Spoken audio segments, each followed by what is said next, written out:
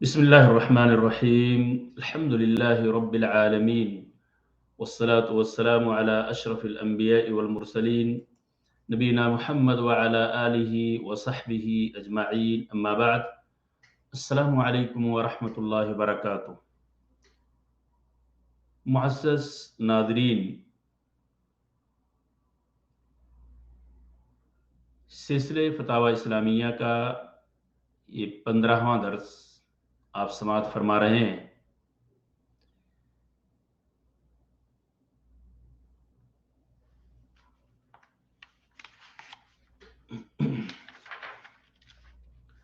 آج کا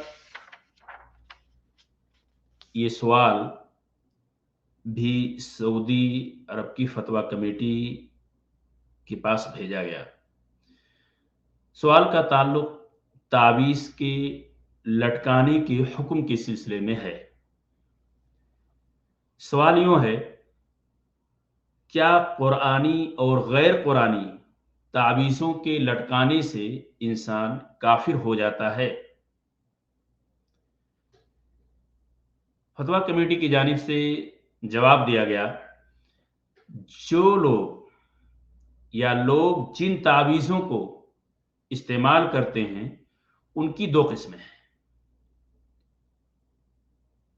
پہلی قسم جو قرآنی آیات پر مشتمل تعویذ ہو، اور اس کی دوسری قسم یہ کہ وہ تعویذ جو غیر قرآنی آیات پر مشتمل ہو۔ اگر تعویذ قرآنی آیات پر مشتمل ہوں تو ان کے بارے میں علماء سلف کے دو اقوال ہیں، دو رائے ہیں۔ پہلا قول یہ ہے کہ ایسے تعویذوں کو بھی استعمال کرنا جائز نہیں ہے۔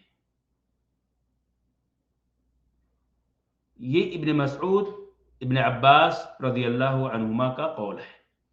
حذیفہ،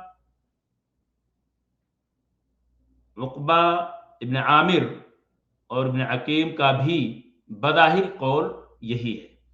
تابعین کی ایک جماعت کا بھی یہی قول ہے، جن میں حضرت ابن مسعود رضی اللہ تعالی عنہ کے شاگرد بھی ہیں۔ امام احمد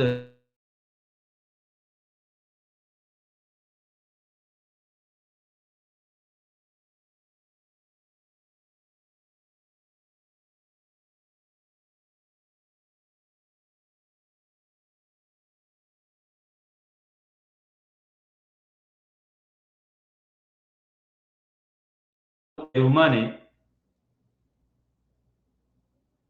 ابن مسعود رضی اللہ تعالیٰ عنہ سے روایت کیا ہے کہ میں نے رسول اللہ صلی اللہ علیہ وسلم کو یہ ارشاد فرماتے ہوئے سنا، ان الرقى والتمائم والطولة شرک، جھاڑ پھونک، تعویذ اور حب کے اعمال شرک ہیں۔ بالکل صراحت کے ساتھ یہ حدیث موجود ہے۔ شیخ عبد الرحمن ابن حسن آل الشیخ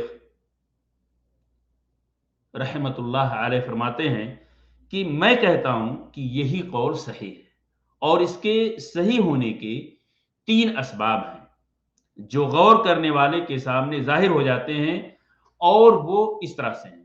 وہ 3 باتیں ایسی ہیں، 3 اسباب ایسے ہیں جس سے یہ ظاہر ہو جاتا ہے کہ وہ کسی بھی صورت میں جائز نہیں ہے۔ پہلا سبب یہ کہ ممانعت کی جو احادیث وارد ہوئی ہیں، تعویذ کے لٹکانے کے سلسلے میں جو ممانعت کی احادیث ہیں وہ عام ہیں، عام کو خاص کرنے والی کوئی حدیث نہیں ہے۔ دوسرا سبب یہ، شرکیہ و بدعیہ تعویذات کا ذریعہ بند کرنے کے لیے ضروری ہے کہ ان کو بھی ممنوع قرار دیا جائے۔ تیسرا سبب، قرآنی آیات سے لکھے ہوئے تعویذ گلے میں ڈالنے والا شخص لازمی طور پر قضاء حاجت، ضروریات، استنجا کی حالت میں بھی انہیں اپنے ساتھ رکھتا ہے، اور اس طرح قرآنی آیات کی توہین اور بے ادبی ہوگی۔ یہ رہا پہلا قول، اور شیخ عبد الرحمن ابن حسن آل الشیخ نے اس کے بارے میں جو اسباب 3 ذکر کیے ہیں. دوسرا قول جو ہے کہ قرآنی آیات کی تعویذ لٹکائی جا سکتی ہے یا نہیں، اس سلسلے میں دوسرا قول یہ ہے کہ جائز ہے، اور یہ عبداللہ ابن عمر ابن عاص کا قول ہے. حضرت عائشہ رضی اللہ تعالیٰ عنہ سے بھی بظاہر یہی مروی ہے. ابو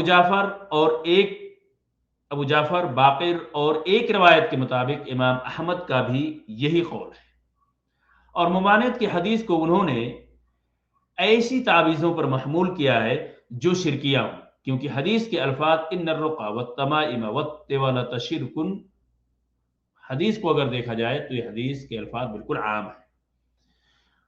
یہاں تک رہا فتویٰ کمیٹی کا جواب. ناظرین کرام، اب علماء کے 2 اقوال ہیں ان احادیث کے سلسلے میں جو قرآنی آیات پر مشتمل ہو.